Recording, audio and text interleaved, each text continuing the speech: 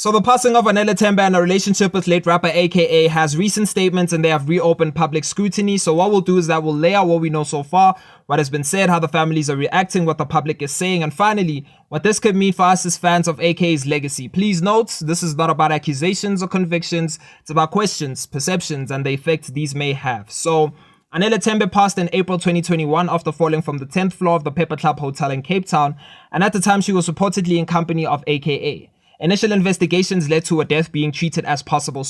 However, now the former police minister, Bheki Cele, has stated he believes the police did the investigation and they believe she was murdered. Cele said the prosecutors refused to give a certificate to prosecute and that the matter was basically stalled. Police did the investigation and they believed that that daughter was murdered. They believed. They went time and again to the prosecutor for the things to be enrolled. They would say, go back, dot the I's and cross the T's. Until they said, if you can't do it, give us a certificate. I went to the president personally. I said, Mr. President, your Minister of Police is going to do something funny.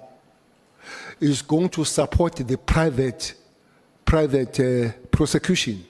And the prosecutor refused to give certificate. So he can't prosecute, he can't give certificate. So you're stuck in the middle. But now I know that that inquest, the magistrate that is there now is asking the question, why this thing was not enrolled, because it's an obvious case.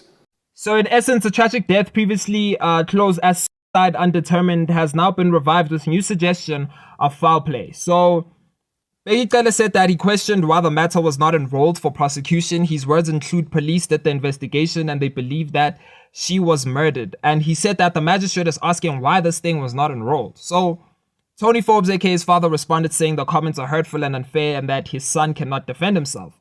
My son was being spoken of as a murderer. It's very unfair. It's very hurtful. He also said that to his knowledge, police never told the family that the death was being treated as a murder case. I was very disturbed by Anele Tembe falling. I never believed that she killed herself. It just sounded weird. For me, the big thing that, and we're going into that suddenly, but the big thing for me was why didn't Kiernan go downstairs and check if his girlfriend was okay? His fiancée. The girl he had just got engaged to. I found that to be a very strange thing. Like, if you love someone, don't you want to go and check? Especially she wasn't dead. Anele Tembe lay on the floor. I mean, not the floor, the road, a horrible street, an early morning Sunday street. For 20 minutes, that girl slowly died. Reopening this discussion has triggered pain for both families. A wave of speculation among the public and fresh questions about how the incident was handled. You know, on one side, we like, okay, there's new remarks by Cele. Do they validate what we've always suspected? Maybe. But on the other side, we like, there's no evidence, there's no charges laid, and rumors are just actually harmful to AK's image. But for the Forbes family, especially Tony, the concern, yes, it could be reputation. Yes, it could be the legacy of AKA, but it's also grief. When your son has passed on and new statements suggest he might have been a murderer, that is emotionally devastating. He said the inquest should provide balanced discussion and not just one-sided statements. For the Tembe family, the reopening may be a chance at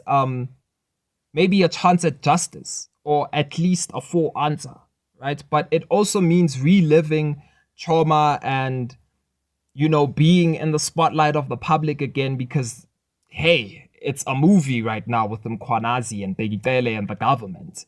If you say something about, say, AKA, his fans take it so personally, it's as though you are hurting his own brother, the fan's own brother. People need to wake up. The heroes that they've heroified didn't give a shit about them. Really? Well, maybe. I mean, in Kiernan's case, the Megacy, obviously, I think Kiernan loved the Megacy. But I'm talking about other people. Celebrities don't know you. You know what I mean? Like, people think celebrities know them.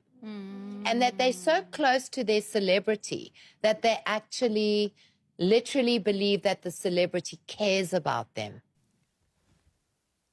Okay, so first, the idea of legacy, right? If new credible information confirms that AKA had direct or indirect in Anele's passing, it would force a major re-evaluation of his image and how we actually remember him. And to be honest, I cannot go through that. Like, that would ruin hip-hop for me. To be honest. I saw a video by Swish, and he was speaking about how AKA posted piss on your grave after Anele passed on. It's a bit distasteful, but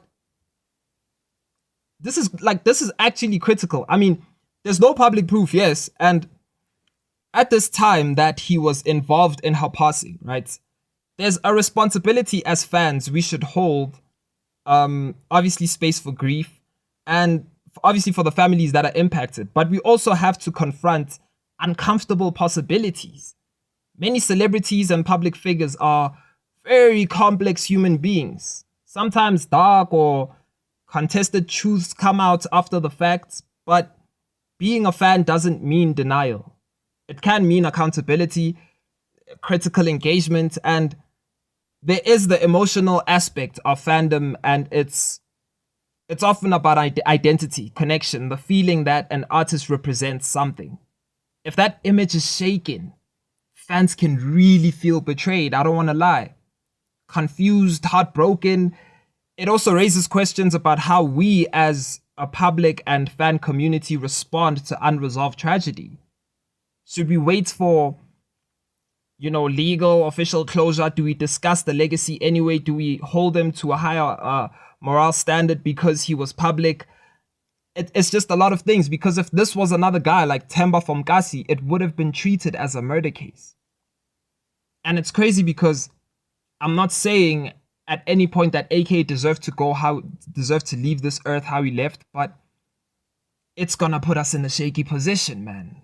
It really is, because his murder was being treated as, okay, we need to find out who did this and whatnot. I think it's fair for another South African to actually get the same rights.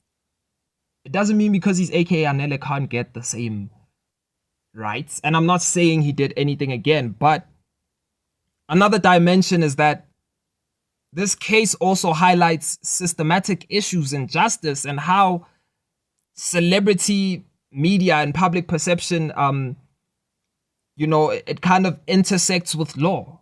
If the police did believe one thing and the prosecutors did nothing, that speaks to the whole justice system. It's a failure. Something fans and citizens might want to be aware of. For younger fans especially, it might prompt reflection. Who was the person behind the music I liked?